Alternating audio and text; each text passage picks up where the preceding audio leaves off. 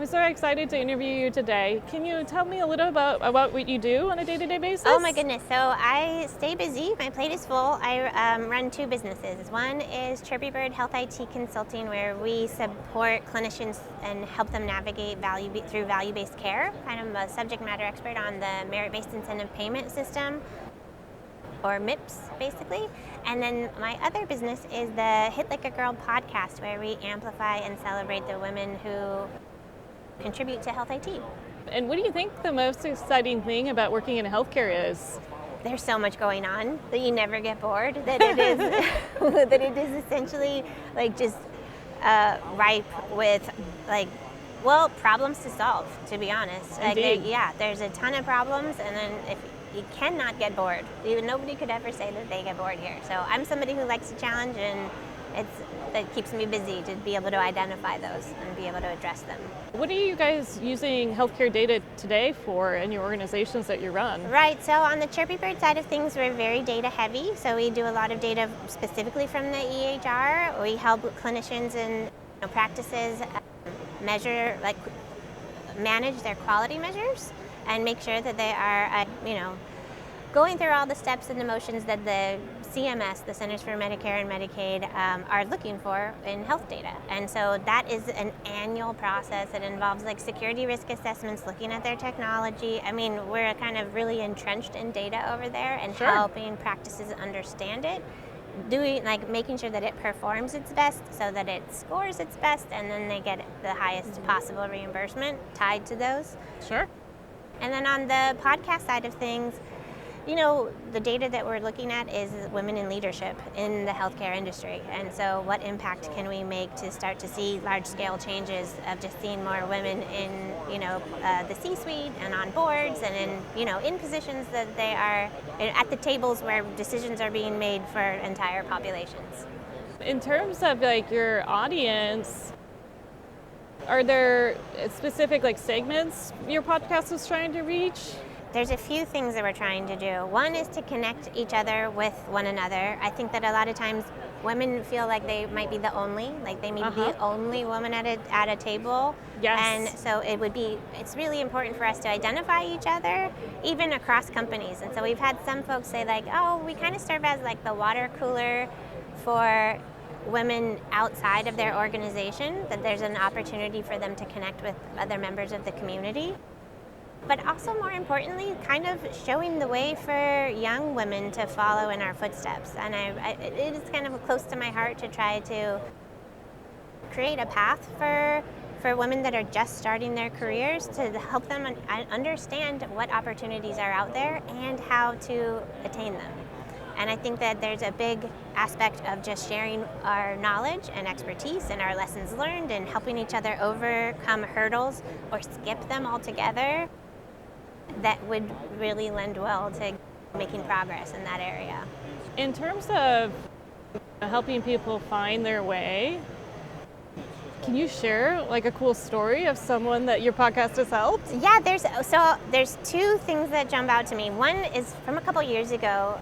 We were doing some podcasts on women in health informatics, and so a girl that was in college in a university in just a nursing program, I think she was in that because she thought that was the option, right? Okay. And it's great. That's a great option. But she wasn't even aware that nursing informatics or health informatics existed.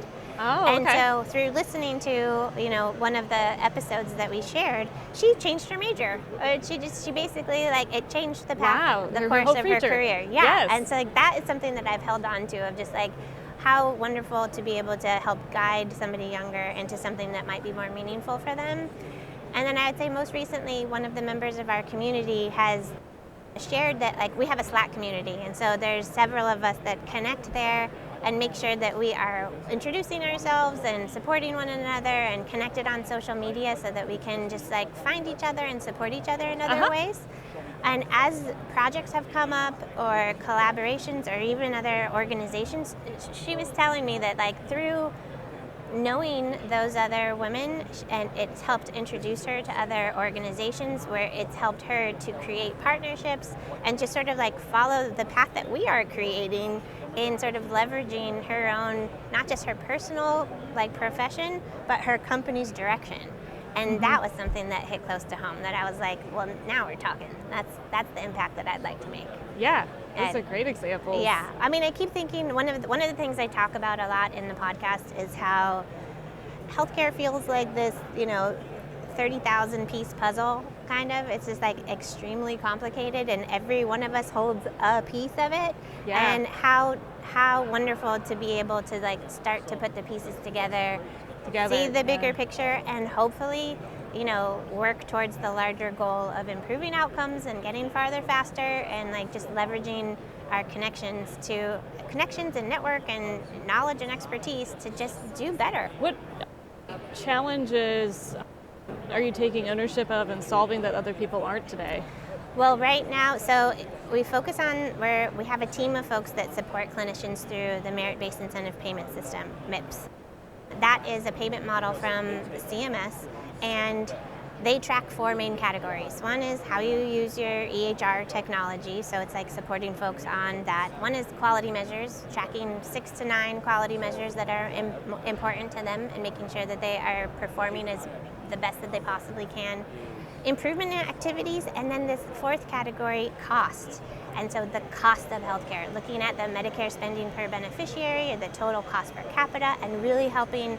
There's one practice that's coming to mind right now that is like, they have performed so well in the other 3 categories that this big one is they're trying to figure out how do we impact it so that the cost of care that is assigned to us is accurate and not like, without getting too nerdy and down into the details, but like it's a super complicated subject of understanding how costs get attributed to a practice. And so taking the layers out from that and having bigger conversations around, referral networks, patient relationship codes, what hospitals are they using and what are the metrics of those hospitals, and even just training of their clinicians and their nurse practitioners and et cetera. I mean, it's just this like trying to get everything coordinated and just slowly taking one big conversation at a time and tackling it so that they can have, a cost score that reflects what they consider to be their performance. And a lot of times what happens is people get surprised by their cost score, and especially specialists, they will say like, oh my gosh, I've got 9,000 patients attributed to me or 1,000 patients attributed to me, and it's all the costs of those patients. So even if they are a dermatologist, for example, and that patient had a hospital stay for a hip replacement, that hip replacement's cost could be attributed to the dermatologist practice. And that's the kind of thing that is one of those challenges, right? Yeah. Like how do we fix that? Untangle it, yeah. Yeah, and untangle it. So that's one of the things that we work on. Very exciting and challenging. Yeah, super challenging. I can't even imagine where you even start with something like that. It's all kind of storytelling, and it's like the way that I describe it to our clients is that all of this data is telling a story, and so we need to understand what are the parts and pieces that create that story, and just like any big challenge, just tackle it one step at a time, one bit at a time. Yeah. And so I kind of joke that I'm like, we're going to have a fascinating conversation today. We're going to have a riveting conversation around all the details around all the cost, data. and try to just make it as something that's manageable as possible, so they don't feel super overwhelmed or annoyed, because that's the other thing. Nobody likes talking about this stuff. It's not particularly fun. Well, thank you so much for sharing your story. How does someone find you? Oh, well, I would say on the podcast, we are at the handle Hit Like a Girl Pod. And on all the socials, and just add.com to the end of that to get to our website. And on the Health IT Consulting, we are Chirpy Bird Health IT Consulting. So the website is chirpybirdinc.com. Fabulous. Thank you so much. It's been a pleasure. Thank you.